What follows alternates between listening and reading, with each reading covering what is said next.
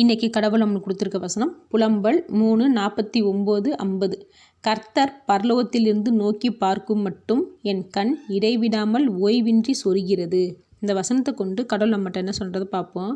இங்கே எரேமியா சொல்கிறான், கடவுள் என்னை பார்க்குற வரைக்கும் நான் ஓய்வெடுக்காமல் தேவனை நோக்கி பார்த்து கொண்டிருக்கிறேன், அதனால என் கண்ணீர் மழை போல் பொழியுதுன்னு சொல்கிறான். நாமும் கடவுள்கிட்ட அழுதுகிட்டே வேண்டுறோம், ரெஸ்ட் எடுக்காமல் வேண்டுதல் செய்கிறோம். ஆனால் எரேமியா தேவன் மேலே அவன் வச்சிருக்கிற அன்பையும் நம்பிக்கையும் வெளிப்படுத்துறதுக்காக தேவனை தேடுறான், தேவனை நோக்கி பார்த்துக்கிட்டு இருக்கான். நாம் நம்மளோட அன்பை வெளிப்படுத்துறதுக்காக வேண்டுதல் செய்கிறோமா, தேவனை தேடுறோமா, இல்லை நம்மளோட வலி தாங்க முடியாமல், பிரச்சனை தாங்க முடியாமல் வேண்டுதல் செய்கிறோமா, தேவனை தேடுறோமா? எரேமியா வடிக்கிற கண்ணீருக்கும் நாம் வடிக்கிற கண்ணீருக்கும் வித்தியாசம் இருக்குது.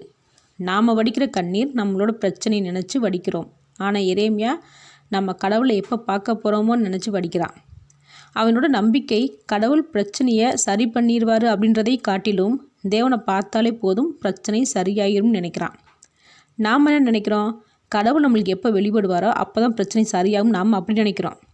ரெண்டுத்துக்கு வித்தியாசம் இருக்குது.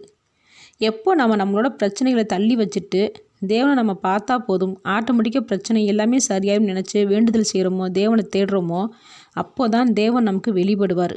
அப்போ தான் நம்மளோட பிரச்சனைகள் சரியாகும். நம்மளோட பிரச்சனைகளுக்காக தேவனை தேடாமல் நாம் கடவுள் மேலே வச்சிருக்கிற அன்பை வெளிப்படுத்துறதுக்காகவும் நம்பிக்கையை வெளிப்படுத்துறதுக்காகவும் தேவனை தேடணும். ஆமேன்.